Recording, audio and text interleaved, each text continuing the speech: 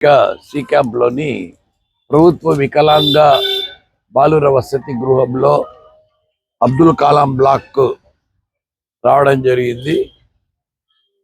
ఇక్కడ ఆదరణ రంజిత్ వారి ఆధ్వర్యంలో ఇక్కడ ఈ వికలాంగుల పిల్లలకు స్కూల్ బుక్స్, బ్యాగు, పరికరాలు ఇవ్వడం జరిగింది. వీటితో పాటు ఫ్రూట్స్, వాటర్ బాటిల్స్, బిస్కెట్స్ ఇవ్వడం జరిగింది.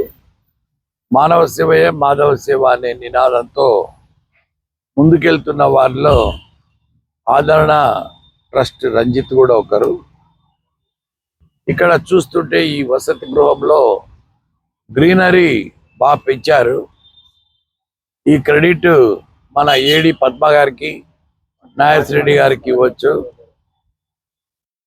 ముఖ్యంగా ఇక్కడ ఉండే పిల్లల్లో చాలా మంది అంగవైకల్యంతో బాధపడుతున్నారు.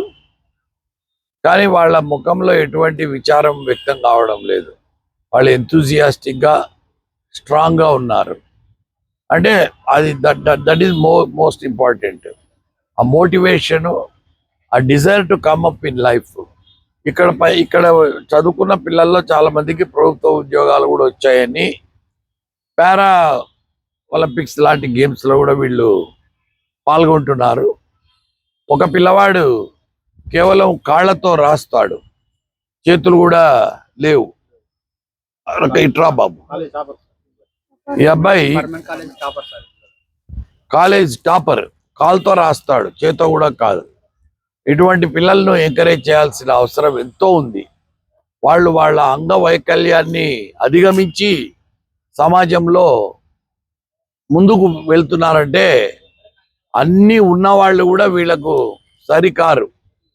ఎందుకంటే ఈ కాలంలో పిల్లలు స్మార్ట్ ఫోన్కు అలవాటైపోయి చాలా మైండ్ అంతా కకలావికలమైపోయి జీవితాలు నాశనం చేసుకునే పరిస్థితికి చిన్నపిల్లలు వెళ్ళిపోతున్నారు.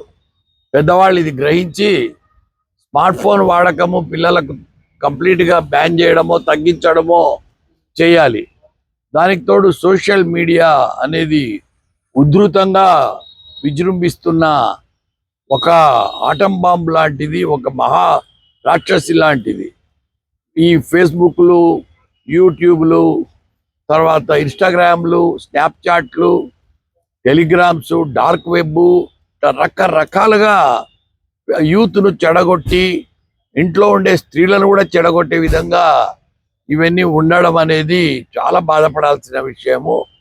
ఇటువంటి చెడు నుంచి మనం సాధ్యమున్నంత వరకు దూరంగా ఉండడానికి ప్రభుత్వం అయితేనేమి, ఎన్జిఓలు అయితేనేమి, వాలంటరీ ఏజెన్సీస్ అయితేనేమి కేర్ తీసుకొని ప్రజలను మనం రక్షించుకోవాల్సిన, ముఖ్యంగా యూత్ను, ఆడపిల్లలను కాపాడుకోవాల్సిన బాధ్యత చాలా ఉంది.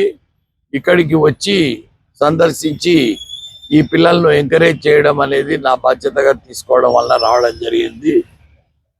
Thank you.